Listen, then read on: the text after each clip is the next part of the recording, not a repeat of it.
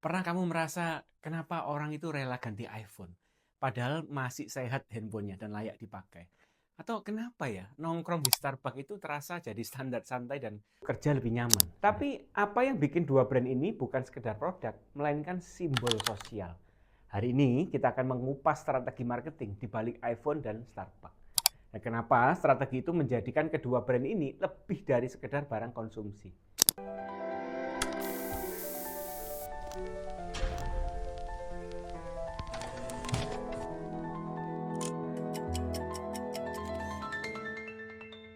Pada dasarnya, orang itu tidak beli barang, tetapi membeli status sosial dan membeli identitas. Brand besar tahu persis bagaimana mempengaruhi emosi, komunitas, dan persepsi nilai. Kamu membeli legitimasi sosial. Dan kamu tidak hanya minum kopi di Starbucks, kamu membeli ruang sosial yang terasa pantas untuk berada di sana. Yang pertama, eksklusivitas dan loyalitas pelanggan. Apple bukan cuma bikin produk bagus. Mereka membangun identitas kuat yang bikin orang ingin masuk dan tetap berada di dalamnya.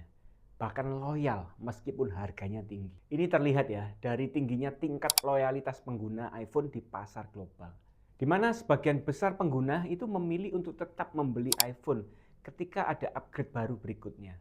Menurut penelitian secara komprehensif, iPhone ini memiliki ekosistem yang tertutup seperti iOS, App Store, dan layanan lain yang tidak ada di luar Apple.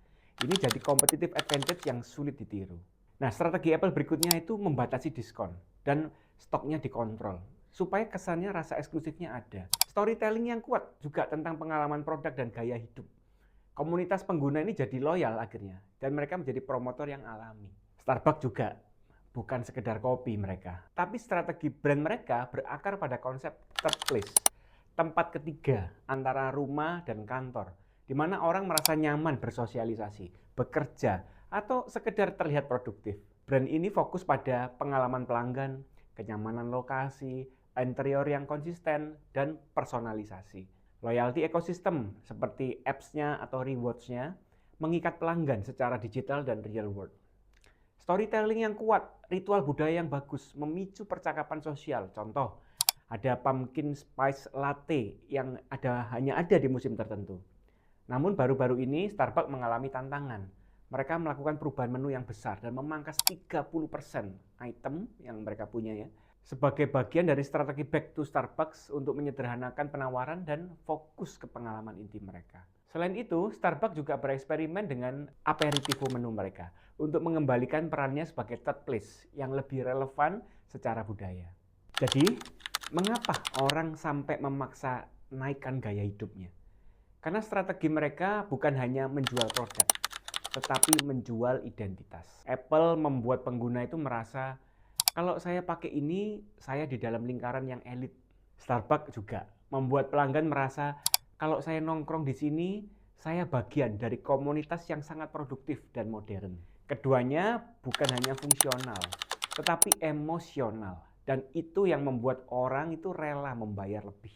Brand yang kuat tidak hanya menciptakan kebutuhan, tetapi menciptakan standar sosial. Jadi kalau kamu ingin brand yang kamu punya itu punya daya tarik yang sama, maka bangun identitas emosional. Buat pengalaman yang tak tergantikan.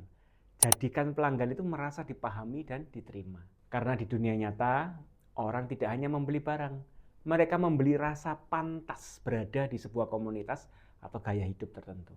Kalau kamu dapat manfaat dari video ini, jangan lupa untuk komen, like, subscribe, dan bagikan ke banyak orang supaya bisnis mereka bisa bertumbuh. Saya DSW, Dr. Sandi Wahyudi, CEO SLC Marketing Inc., founder komunitas bisnis keluarga Connectpedia. Keep stupid to grow deeper.